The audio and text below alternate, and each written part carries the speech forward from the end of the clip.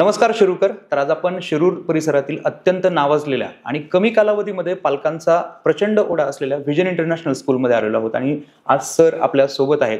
या स्कूलचे फाउंडर तसेच एक शिक्षण तज्ञ आणि आधुनिक शिक्षण पद्धती राबवण्यासाठी परिचित असणारे विकासजी पोखरना सर आपल्या सोबत आहेत. सर, सर्वप्रथम आमच्या चॅनलवर आपलं स्वागत आहे.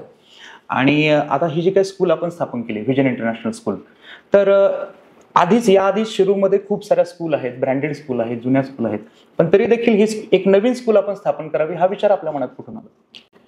तसं थोडंसं बॅक हिस्ट्रीमध्ये जाऊन जर सांगायचं झालं तर शिरूरमध्ये तुम्ही म्हटले तसं का एक इंडस्ट्रियल बॅकग्राऊंड असताना, मी स्वतः प्लास्टिक इंडस्ट्री सांभाळत असतानाच तसं आमच्या वडिलांनी खूप कष्टाने मेहनतीने आम्हाला एक चांगलं शिक्षण देण्याच्या हेतूने इथं आणलं. तीच गरज ओळखून आमचा एक कौटुंबिक पसारा वाढताना, मला 2 मुलं आहेत आणि ते मुलांचं संगोपन करताना एक त्यांना चांगलं एज्युकेशन मिळावं, चांगली स्कूल मिळावी ह्या हेतूने प्रयत्न करताना असं जाणवलं का जवळपास शिरूरमधल्या सर्व स्कूलमध्ये मी मुलांना माझ्या ॲडमिशन्स घेतलेली होती. आणि त्यावेळेस एक या प्रवासादरम्यान लक्षात आलं का स्कूल बदलून उपयोग नाहीये. जे काळानुरूप बदल हवे होते त्या शिक्षण व्यवस्थेमध्ये इथल्या झालेले नाहीयेत आणि इथल्या स्कूल त्या रिक्वायरमेंट फुलफिल करत नाही. मग पुन्हा माझ्या पुढे एक प्रश्न असा होता की मग आयदर याच्यासाठी मला पुण्याला अशा शहरांमध्ये शिफ्ट व्हावं किंवा मग इथंच काहीतरी त्याच्यातली सुविधा शोधावी. व्यावसायिक सर्व इथं सेटअप असल्यामुळे पुण्याला जाणं शक्य नव्हतं आणि त्या अनुषंगाने मग काही दिवसानंतर चर्चांती मलाच असं जाणवलं की एक पालक म्हणून बऱ्याचशा गोष्टी जर आपल्याला जाणवतात तर त्याच्या गोष्टीवर मात करून आपणच एक चांगली स्कूल करू शकतो आणि म्हणून आम्ही तो निर्णय घेतला व्हिजन इंटरनॅशनल नावाने स्कूल सुरू करण्याचा. आता सर, साधारणपणे ही स्कूल सुरू करताना अनेक अडचणी आल्या असतील, कारण हा प्रवास वाटेल तेवढा सोपा तर वाटत नाही. तर कोणकोणत्या अडचणी या संदर्भामध्ये आल्या? अडचणीचंच बोलायचं तर आपण जसं म्हणतो का नवीन कुठल्याही सुरुवात करताना प्रचंड अडचणी येतात, तशा मलाही प्रचंड अडचणी आल्या. त्यात सर्वात निगेटिव्ह बाबी ही होती का दूरपर्यंत आमच्या परिवारातलं किंवा ओळखीचं या क्षेत्रातलं कोणीच नव्हतं जे कोणी मार्गदर्शन करू शकेल, ज्यातले काही डिटेल्स देऊ शकतील. परंतु निर्णय तर घेतलेला होता. फक्त आई वडिलांच्या पाठिंब्यावर आणि त्यांच्या मार्गदर्शनाखाली एक वाटचाल सुरू केली. परंतु आता जर याच्या प्रसंगच काही तुमच्याशी शेअर करायचे तर आम्ही सुरुवातीला स्कूल सुरू केल्यानंतर म्हणजे ब्लॅकबोर्ड किती फुटावर लावला जातो हे देखील आम्हाला माहीत नव्हतं. आता आज काही गोष्टींचं स्वतःलाच हसायला येतं, परंतु एवढ्या अडचणीमधनं अडथळ्यांमधनं परंतु ध्येय निश्चित होतं एक चांगली स्कूल द्यायची. पालकांचा पाठिंबा खूप चांगला मिळायला लागला आणि त्यांच्यातनं ज्या संकल्पना येत गेल्या त्याच्यामुळं आम्ही एक गोष्टींवर मात करून गेलो. पण विशेषत्वाने ह्या सगळ्यात अडचणींमध्ये काही बाबी ज्या लक्षात राहण्यासारख्या होत्या का सुरुवातीला अडचणी अशा आल्या का आम्ही ज्यावेळेस स्कूल सुरुवात केली तर पहिल्या वर्षी आमच्याकडे 5 स्टाफ होता आणि सुदैवाने लोकांच्या पाठिंब्याने प्रचंड ॲडमिशन्स आम्हाला त्यावर्षी मिळाल्या. पहिल्याच वर्षी एवढा चांगला रिस्पॉन्स बघून आम्ही उत्साहित झालेलो होतो. स्टाफ चांगला होता, सर्व सुरळीत चाललं होतं. आम्हाला वाटलं आता झालं सेटल, एकदम सुंदर सगळं चालायला लागलं. परंतु खरी अडचण पुढच्या वर्षी आली का काही या क्षेत्रामधल्या लोकांना ज्यांना आमचं यश बघवलं नाही त्यांना असं वाटलं का यांना जर सगळं सुरुवात चालू होण्या अगोदर जर बंद केलं तर खूप सोपं होईल आणि पुढच्या वर्षी आमच्या 5 मधला 4 स्टाफ त्यांनी फोडून नेला. मग त्या दिवशी आम्ही हतबल झालो कारण बापरे आता पुढं करायचं कसं, कारण तू पूर्ण स्टाफ मिळवणं खूप जिकिरीचं होतं. बरोबर. आणि मग त्यावेळेस जो कोणी एक स्टाफ राहिला होता त्यांनीच आम्हाला खूप मोठा मॉरल सपोर्ट दिला, त्यांनी मदत केली. परत आम्ही पुन्हा स्टाफ जुळवण्याचं केलं. परंतु विशेषत्वाने एक बाब या गोष्टीत सांगावी लागते का आपले जे आदर्श असतात ते नेहमी अशा वेळेस कामाला येतात. जसं मी भगवद्गीता रोज वाचतो आणि श्रीकृष्णांनी हजारो वर्षापूर्वीचे तत्वज्ञान सांगितले. कुठलाही प्रसंग आला आणि त्या प्रसंगाला श्रीकृष्णाच्या भगवद्गीतेच्या प्रसंगाशी जोडलं तर आपल्याला एक मार्ग मिळतो. आणि त्याचबरोबर आपल्या सर्वांचं आराध्य दैवत श्री छत्रपती महाराज यांचा आम्ही आदर्श नेहमी ठेवतो का प्रचंड संकटांनी भरलेलं त्यांचं आयुष्य होतं आणि आम्ही प्रत्येक वेळेस का अशा वेळेस महाराज कसे वागले असते हा विचार करायचा आणि खूप सुंदर आणि सोपा मार्ग आपल्याला त्यातनं मिळतो. अशा अडचणी आम्हाला एक बऱ्याचशा आल्या आणि आम्ही त्याच्यावर त्याच ह्याच्यातनं मात करत पुढे गेलो. सर, आता शिरूर परिसरामध्ये खूप साऱ्या शाळा आहेत. बरोबर. तर पालक कन्फ्युज होतात आपल्या विद्यार्थ्यांना कोणत्या ठिकाणी कोणत्या शाळेमध्ये ऍडमिशन घ्यावं. तर पालकांनी कोणकोणत्या गोष्टी लक्षात घ्यायला हव्यात, काय वाटतं? तसं विचार केला तर पालकांनी बऱ्याचशा गोष्टींकडे लक्ष दिलं पाहिजे. पण बेसिकली कुठलाही पालक तो पहिला गेल्यानंतर विचार करतो त्या शाळेची फी किती. परंतु मला असं वाटतं का पालकांनी साधारणतः सुरुवात करताना सर्वप्रथम स्कूलचा टायमिंग बघायला हवा बऱ्याचशा स्कूलचं आम्ही पाहतो की सकाळी 9 ते 1 साधारणतः टायमिंग ठेवतात. 9 ते 1 ह्या टायमिंगमध्ये 4 तासामध्ये त्या मुलाला मिळतंय किती हा एक प्रश्न क्रिएट होतो. कारण तो मुलाची येण्याची वेळ, जाण्याची वेळ, त्याच्यामधला पिरियड, प्रेयर्स असतात, शॉर्ट ब्रेक असतो, लॉंग लंच ब्रेक असतो, वॉशरूम जाण्याचे टायमिंग्स असतात. आणि मग या सगळ्यातनं शिकवायला वेळ किती मिळतो ह्या मुलाला, हा एक विचारात घेण्यासारखी गोष्ट आहे. त्याच्यामुळे फक्त फीज कमी म्हणून तिकडे जाण्यापेक्षा त्या वेळ पण किती मिळतोय. कारण आजकाल घरी पालक दोन्ही जॉब करणारे असल्यामुळं त्यांना तेवढा वेळ मुलासाठी देता येत नाही. आणि स्कूलमध्ये जर तितका वेळ दिला नसेल तर मग त्या मुलाची डेव्हलपमेंट किंवा ओव्हरऑल बाकीच्या गोष्टी कधी डेव्हलप होणार. दुसरी गोष्ट असती तिथला स्टाफ पाहायला पाहिजे. बऱ्याचदा 10वी-12वी झालेल्या मुलींना कुठून तरी आणलं जातं आणि त्यांनाच खूप चांगले टीचर असं ग्लोरियस दाखवून त्यांना शिकवायला ठेवलं जातं. तिथं ती क्वालिटी मेंटेन होत नाही. कधी बी वेल क्वालिफाईड स्टाफ हा तिथं असेल तरच त्या पालकांना तेवढं प्रॉपर शिक्षण मुलांना मिळेल याची खात्री देता येते. ज्याला ॲक्टिव्हिटीज म्हणतो का, एक आपल्या छोट्या छोट्या ॲक्टिव्हिटीजमधनं मुलं खूप काही शिकत असतात. जसं दही अंडी आहे, दही म्हणजे पुस्तकांची अंडी पण केली जाते. मग त्याचबरोबर ग्रुप ॲक्टिव्हिटीज होतात, त्याच्यामध्ये बऱ्याचशा आपले सण साजरे केले जातात. हे तिथं होतात का नाही ह्याही गोष्टीची चौकशी केली पाहिजे. कारण एक कुठंतरी आपल्या त्या व्यक्ती स्वातंत्र्याचा तो भाग असतो आणि ओव्हरऑल डेव्हलपमेंट तिथनंच मुलांची होत असते. त्याचबरोबर सगळ्यात एक महत्त्वाचा मुद्दा लक्षात घेण्यासारखा म्हणजे क्वांटिटी किती एका क्लासमध्ये. बऱ्याचदा शिक्षण ॲडमिशन्स घेत जातात. बऱ्याचशा काही स्कूल्स 50-55 मुलं बसवतात. तर CBSE नॉर्म्स प्रमाणे एका क्लासमध्ये 40च्या वर मुलं तुम्ही बसवू शकत नाही. परंतु 50-55 मुलं बसल्यानंतर जागा तर पुरती, परंतु एक शिक्षक त्यांना तेवढा वेळच देऊ शकत नाही. आणि वेळ न दिल्यामुळे मग काही मुलं मागे पडतात. प्रत्येक वर्गामध्ये एक साधारणतः 10-15 मुलं क्लेवर मध्ये मोडतात म्हणजे हुशार असतात, परंतु बाकीच्या मुलांकडे वेळ देण्या एवढा वेळ नसतो. त्याच अनुषंगाने मग पुढचाही मुद्दा येतो का तिथं एक्स्ट्रा ट्युशन्स दिल्या जातात का. कारण बऱ्याचदा स्कूल सांगतात का तुम्हीच आमच्या शिक्षकाकडे ट्युशनला पाठवा आणि त्यांना एक आर्थिक स्तोत्र विकसित करून दिला जातो, जे चुकीचं आहे. आमच्या इथं स्कूलमध्ये स्कूल संपल्यानंतर आम्ही एक्स्ट्रा ट्युशन्स त्यांना दिल्या जातात, ज्या याच्यात तो कच्चा आहे तेवढा पार्ट त्याचा पूर्ण करून घेतला जातो, जेणेकरून त्याला कुठेही बाहेर ट्युशन लावायची गरज पडणार नाही. त्याचबरोबर पुढचा याच्यामध्ये मुद्दा येतो का काही मुलं नवीन ॲडमिशन झाल्यानंतर थोडे बुजतात, काही गोष्टीमध्ये मागं पडलेले असतात. त्यांच्याकडे लक्ष किती दिले जातं. कारण सर्वच हुशार नसतात किंवा सर्वत्र सर्व हुशार नसतात. मग जे तिथं कमी आहे त्याला तिथं पॅचअप करून घेणे, त्याला पुढं आणणे, त्याला गायडन्स करणे ही त्या शाळेची जबाबदारी येते. त्याचबरोबर बाकीच्या लॅब्स वगैरे स्कूलमध्ये किती आहेत, कारण ते मुलाच्या ओव्हरऑल डेव्हलपमेंटमध्ये तो एक मोठा पार्ट आहे. त्याचं मोठे मुलं असतील तर त्यांना प्रयोगशाळा आहेत का, lab physics chemistry bio labs आहेत का, कम्प्युटर लॅब आहे का. बऱ्याचशा स्कूलमध्ये जुने अजून ते डिओस कम्प्युटरवरच सगळं चालतं. पालकही ते बघत नाही, फक्त आहेत 10-12 कम्प्युटर, पण माझे मुलं जर 40 आहेत तर 40ची त्या कम्प्युटरची लॅब कंपल्सरी यावी त्या स्कूलमध्ये. ह्या गोष्टी छोट्या छोट्या बघण्यासारख्या खूप काही आहे. त्याचबरोबर पुढे जाऊन जा एक लायब्ररी चांगली त्या स्कूलमध्ये आहे का, कारण वाचनाची आवड ह्याच वयामध्ये निर्माण होते आणि आयुष्यभर तो छंद जोपासता येतो त्यांना. त्याचबरोबर अजून एक वॉशरूम खूप मोठा पार्ट आहे त्याच्यामध्ये. आम्ही काही स्कूलमध्ये असं पाहतो की 3 मजल्याची स्कूल आहे, खाली एक कोपऱ्यामध्ये वॉशरूम्स आहेत. एक साधा कॉमन सेन्स आहे का थर्ड फ्लोअरच्या मुलाला किंवा मुलीला जर वॉशरूमला जायचं असेल तर ती तिथपर्यंत जाऊपर्यंत जो पिरियड लागतो तो फार डिफिकल्ट पिरियड असतो. आणि पुढे जाऊन मग एवढ्या मुलांना जर वॉशरूम नसतील तर युरिनरी इन्फेक्शन्स वगैरेचे प्रकार घडतात, जे आयुष्यभर त्रासदायक असतात. तो प्रकार एक पालकांनी त्याच्यामध्ये. दुसरा सगळ्यात मोठा असतो सेफ्टीचा विषय. का प्रत्येक स्कूलमध्ये शासनाने बंधनकारक केलंय का CCTV कॅमेरे बंधनकारक असावेत, परंतु किती स्कूलमध्ये ते वर्किंग आहे तर वेळोवेळी तुम्हाला काही गरज पडली तर त्याचं फुटेज दिलं जातंय का, ह्याही गोष्टी गरजेच्या आहेत. आणि सर्वात महत्त्वाचा आणि शेवटचा मुद्दा म्हणजे त्याच्यामध्ये स्पोर्ट्स ॲक्टिव्हिटीज आहेत का. कारण कोविड नंतर आपण सर्वांना परिस्थितीची जाणीव झाली, फिजिकल फिटनेस हे खूप गरजेचं आहे, फक्त घोकंपट्टी शिक्षण कामाचं नाहीये. त्याच अनुषंगाने तिथं काय दिलं जातं. तसं जर विजन बाबतीत बोलायचं असेल तर आमच्याकडे साधारणतः 6 स्पोर्ट्स दिले जातात.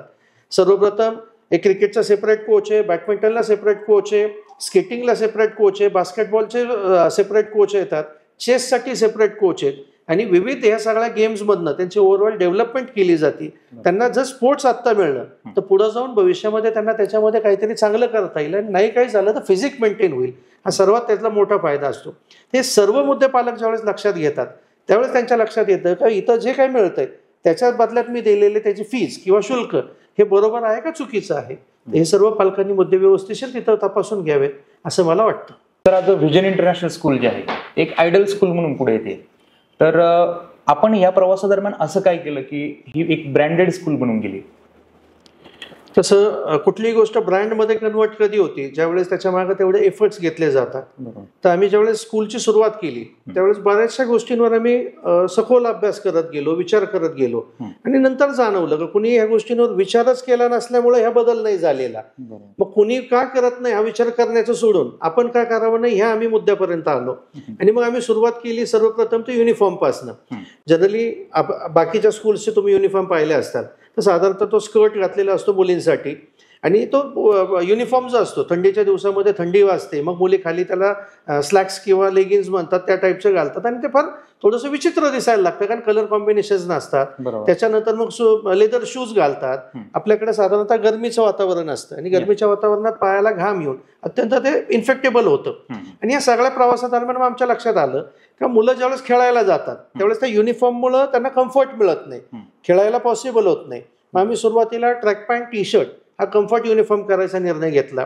सुरुवातीला याला प्रचंड विरोध झाला, बरेचसे आमचेच पालक नाराज झाले, कुणी काय म्हटलं वेगवेगळे त्याला कमेंट्स केल्या गेल्या. परंतु आज अभिमानाची गोष्ट अशी की शिरूरमध्ये म्हणजे जवळपास साधारणतः 7 स्कूलनी आमचाच uniform as it is copy paste केला. आणि कॉपी पेस्ट हा शब्द का वापरतो, कॉपी करताना ॲटलिस्ट पॅटर्न कॉपी करणं अपेक्षित असतं पण त्यांनी कलर कॉम्बिनेशन सहित ते कॉपी केलं. आणि याच्यात वाईट किंवा चुकीचं काही नाही, त्यात आमचा ब्रँडपणाचा एक अनमोल महत्व आहे का आम्ही कुठेतरी तो निर्णय त्यावेळेस घेतला म्हणून बाकीच्यांना ते नंतर कळलं. त्याचबरोबर दुसरा विषय याच्यामध्ये येतो की साधारणतः एक चांगला स्टाफची गरज. मी ज्यावेळेस ॲज अ पालक म्हणून भूमिका घेत होतो त्यावेळेस मलाही वाटत होतं का चांगला स्टाफ हवा. आणि चांगला स्टाफ अभिप्रेत असताना 2 गोष्टी असतात. एक तर आपण ज्यावेळेस इंग्लिश मिडियम स्कूलला घालतो त्यावेळेस तिथला स्टाफ हा वेल एज्युकेटेड आणि इंग्लिश फ्लुएन्सीवाला असावा. आणि साधारणतः थोडंसं आपल्याकडच्या लोकांची फ्लुएन्सी तेवढी नसते कारण आपलं शिक्षण त्या माध्यमातून झालेलं नसतं. मग आम्ही निर्णय घेतला का आम्ही गोवा, केरळ आणि कर्नाटका या प्रांतातनं विविध, कारण तिकडे बऱ्यापैकी कॉन्व्हेंट स्कूल्स असल्यामुळे त्यांची इंग्लिश फ्लुएन्सी चांगली असते. मराठी माणूस कुठं मागं असतो असं कुठेही मला म्हणायचं नाहीये, परंतु आपल्या ज्यामध्ये काही गोष्टींची कमतरता आहे तर बाहेरनं ते लोकांना आणून आपण ती पूर्ण करणं हे कुठंतरी मला गरजेचं वाटलं. मग त्या अनुषंगाने आपण बाहेरनं सगळा बऱ्यापैकी स्टाफ तिथं कलेक्ट केला आणि त्याचा नंतर मग क्वालिटीवर बऱ्यापैकी इम्पॅक्ट झाला. आणि अभिमानाने आज मला सांगावं असं वाटतं की शिरूरमध्ये व्हिजनमधले मुलं तरी ॲटलिस्ट कंपल्सरी इंग्लिशमध्ये बोलतात आणि चांगल्यापैकी बोलूही शकतात. त्याचबरोबर एक कॅम्पस बघताना मी सुरुवातीला ज्यावेळेस बिल्डिंग बांधताना मी विचार केला त्या बरेचसे कॅम्पस आम्ही त्यावेळेस नजरेखालनं घातले आणि कॅम्पस बघताना लक्षात आलं की खूप कंजस्टेड क्लासरूम्स ह्या गोष्टी बनवलेल्या असतात. मग आम्ही ठरवलं की मुलांना आनंददायी शिक्षण द्यायचं असेल तर फ्रेश एअरी कॅम्पस हवे. आणि मग आम्ही बिल्डिंग तशी का इथं एकही लाईट न लावता किंवा फॅन न लावता मुलं दिवसभर आरामशीर बसू शकतात एवढा तो स्वच्छ आणि सुंदर कॅम्पस आहे. त्याचबरोबर या सगळ्यामध्ये लक्षात आमच्या असं आलं का कोविड नंतर खास करून आम्हाला लक्षात हे आलं का मुलं आता बऱ्यापैकी डिजिटल माध्यमांकडे वळलेत.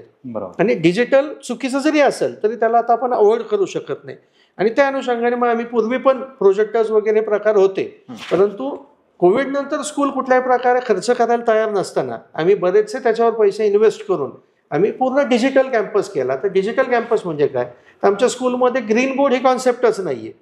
जे काय ते पूर्ण इंटरॅक्टिव्ह पॅनलवर पूर्ण स्कूलमध्ये 28 आमच्याकडे इंटरॅक्टिव्ह पॅनल्स आहे. आणि मला अभिमानाची गोष्ट आणि सांगावं वाटलं गर्वानी का एकमेव स्कूल आहे का जिथं पूर्ण डिजिटल कॅम्पस आहे आणि सगळ्या क्लासरूम्समध्ये इंटरॅक्टिव्ह पॅनलवरच शिकवलं जातं. त्याचा फायदा असा होतो का बऱ्याचदा आता प्रात्यक्षिक शिक्षण ह्या गोष्टी मुलांना तेवढ्या पॉसिबल नसतात, परंतु डिजिटल माध्यमातून आपण यूट्यूबवरनं एखादी व्हिडिओ दाखवू शकतो. त्यांना डिजिटल बाकीच्या स्कूल्स ज्या अब्रॉडच्या आहेत मुलं त्याच्याशी इंटरॅक्टिव्ह करतात त्या मुलांशी. त्याचबरोबर वेगवेगळ्या गोष्टी डिजिटलच्या माध्यमातून त्यांना सोप्या जातात कॉन्सेप्ट समजायला आणि ह्यात असा सगळ्यात मोठा बेनिफिट आहे. त्याचबरोबर हे सगळ्यात लक्षात आम्हाला पुढे जाऊन हे आलं का हे स्टाफ चांगला देणं हे सगळ्या गोष्टी बरोबर आहेत, परंतु मुलांच्या खाण्याकडेही लक्ष दिलं पाहिजे.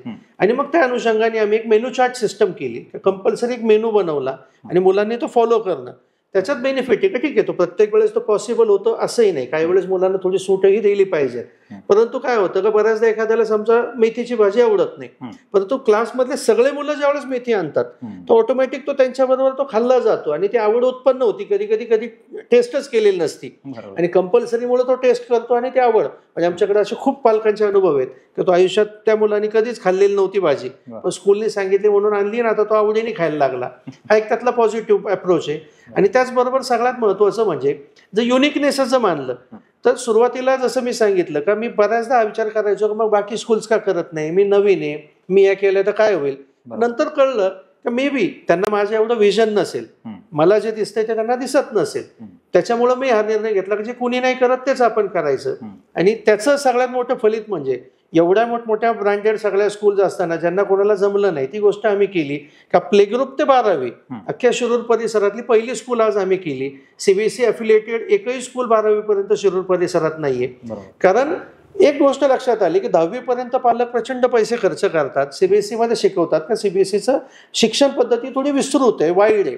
आणि पुढे ज्या परीक्षा पद्धती आहेत म्हणजे ज्याला आपण एमपीएससी यूपीएससी म्हणतो किंवा स्पर्धा परीक्षा आहेत त्या सगळ्यांचा बेस सीबीएसईच आहे. आणि ह्या जर बेस द्यायचा आहे मग 11वीला मुलांना स्टेटला जाऊन काय फायदा. तर कुठेतरी पालकांनाच हे माहीत नव्हतं का 11वी 12वी देखील सीबीएसई असतं, त्यालाही एनसीईआरटीचा सिलेबस असतो आणि एनसीईआरटीच्या माध्यमातून पुढे त्यांना नीटच्या एक्झाम्स आहेत, जेईच्या एक्झाम्स आहेत किंवा स्पर्धा परीक्षा आहेत, हे देणं खूप सोपं होतं. आणि हे ज्यावेळेस आमच्या लक्षात आलं त्यावेळेस आम्ही पहिला निर्णय घेतला की आपल्याला 11वी 12वी सुद्धा अफिलिएट करायचं. आणि मागच्याच वर्षी आपल्या स्कूलला प्ले ग्रुप ते 12वी ही सीबीएसईच्या अफिलिएशनची मार्फत त्याची मान्यता मिळाली. आणि सर्वात तो कौतुकास्पद गोष्ट आहे आणि गर्वाची आणि अभिमानाची ही गोष्ट आहे की आज सगळ्या स्कूल्सचे 10वी नंतरचे मुलं ऑटोमॅटिक व्हिजनमध्ये यायला सुरुवात झाली. आणि व्हिजन ते द्यायला त्यांना सक्षम आहे कारण आमच्याकडे फिजिक्स केमिस्ट्री बायो या लॅब्स त्याच्याबरोबर बाकीचाही स्टाफ जो 11वी 12वीसाठी अत्यावश्यक असतो तो आम्ही त्यांना उपलब्ध करून दिलेला आहे. आणि खूप चांगला रिस्पॉन्स तिथं आम्हाला मिळत आहे. आणि मला असं वाटतं ह्या सगळ्या युनिक गोष्टी ज्या आम्ही आत्ता पण करत आलो किंवा वेगळेपणाने करत आलो त्याच्याचमुळं आमचं एक ब्रँड स्कूल किंवा ब्रँडेड स्कूल म्हणून एक वाटचाल होण्यास मोठा हातभार लागला. तर आता आपण सर्व संवादादरम्यान खूप मोकळेपणाने उत्तरं दिलीत, परंतु तरी देखील एक प्रश्न मला विचारावासा वाटतो की मध्यंतरी शिरूर परिसरामधील काही शाळांची चौकशी सुरू होती. तर या शाळेबद्दल असं म्हटलं जात होतं की हायवे लगत एक शाळा आहे, त्याची सुद्धा चौकशी सुरू आहे. काय सांगाल त्याबद्दल? आता थोडंसं ह्या मुद्द्यावरला जर स्पष्टच बोलायचं तर चौकशी हा एक थोडा व्यापक कटाचा भाग होता, हे किती जणांना पटेल माहीत नाही, परंतु तो एक वेगळा विषय होता.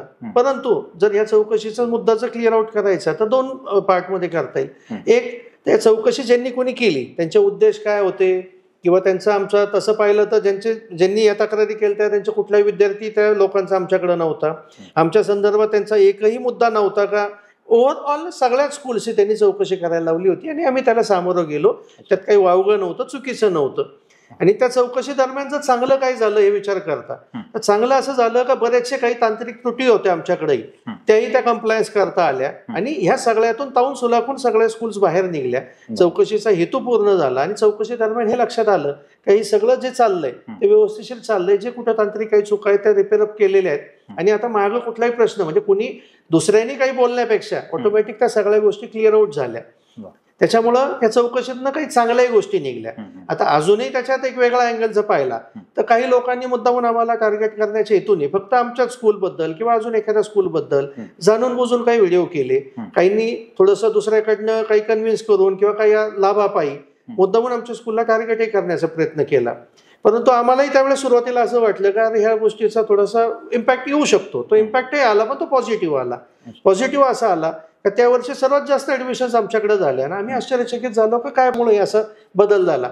आम्ही पालकांकडे चर्चा केली तर ते बोलले नाही, ते मध्ये एक व्हिडिओ आला त्यात ते तुमच्या स्कूलचं नाव ऐकलं, मग आम्ही म्हटलं जाऊन पाहून तर येऊ कोणती स्कूल आहे. आणि उत्सुकतेपोटी पालक आले आणि आल्यानंतर ज्यावेळेस आमचा कॅम्पस स्टाफ किंवा इथल्या पालकांना ते भेटतात त्यावेळेस ते ऑटोमॅटिक कन्व्हिन्स होतो आणि ते स्वतः सांगून जातात का नाही कुठं काय तुम्ही लोकांनी सांगितलं ते चुकीचं होतं, उलटा आम्ही इथंच ऍडमिशन्स करतोय.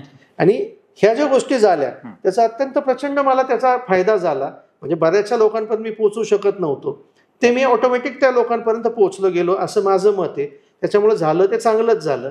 त्याचबरोबर तसं आता आपण जर पाहिलं तर कुठल्याही लोकांना आपण ज्यावेळेस सांगतो की कुठल्याही एखादी गोष्ट आहे हायवे रोड टच आहे त्यावेळेस ती पॉझिटिव्हली असते. बरोबर. रोड टच ही प्राईम लोकेशन प्रॉपर्टी आपण मानतो. मला नाही वाटत का तो ड्रॉबॅक आहे आमचा. उलटा एवढी प्राईम लोकेशनची प्रॉपर्टी आज आमच्या कुटुंबियांनी मला इथं स्कूल करण्यासाठी ती परवानगी दिली, ही खूप मोठी गोष्ट आहे.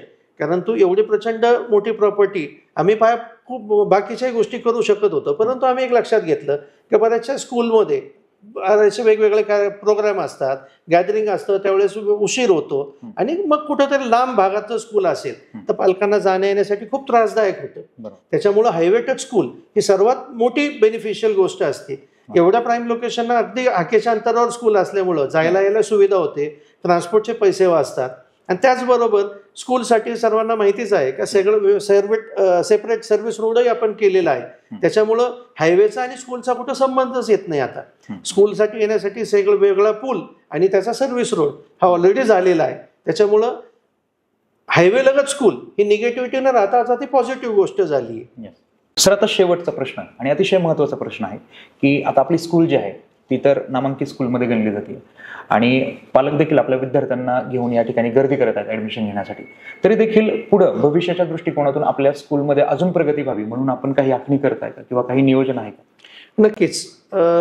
ज्यावेळेस स्कूलचा हा प्रवास पाहतो त्या प्रवासादरम्यान बऱ्याचशा गोष्टी आमच्या लक्षात येत गेल्या का सर्वप्रथम आम्ही ज्यावेळेस स्कूल्समध्ये माझ्या मुलांच्यासाठी जात होतो त्यावेळेस एक गोष्ट लक्षात आली का जसं एक चांगल्या ब्रँडेड स्कूलमध्ये माझे मुलं होते त्यावेळेस तिथला एक ड्रॉबॅक मला लक्षात आला का तिथं रिस्पॉन्स देणारच कुणी नसायचं. कुठल्याही गोष्टीला विचारलं तर ऊपर से आता है आणि मी शेवटी एक दिवशी चिडून विचारलं ऊपर से मतलब क्या भगवान से पास से थोडी आता है.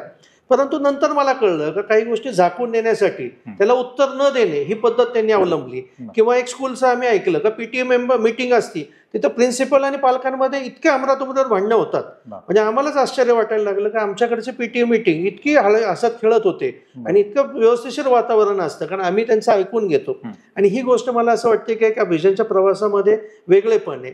त्याचबरोबर ह्या प्रवासादरम्यान मला जो अडचणी येत होत्या त्या अडचणींमध्ये एक विषय होता का मी दिवसभर थकून भागून ज्यावेळेस कुठलाही पालक घरी येतो आणि आल्यानंतर मुलगा ज्यावेळेस उभा असतो किंवा मुलगी उभी असते का पप्पा हे आणायला सांगितले स्कूलने तो वैतागतो थोडासा आणि त्या अँगलनी आम्ही विचार केला आणि मग स्कूलमधनंच मुलांना बुक्स पासून स्टेशनरीपर्यंत सर्व काही द्यायचं नियोजन आम्ही केलं.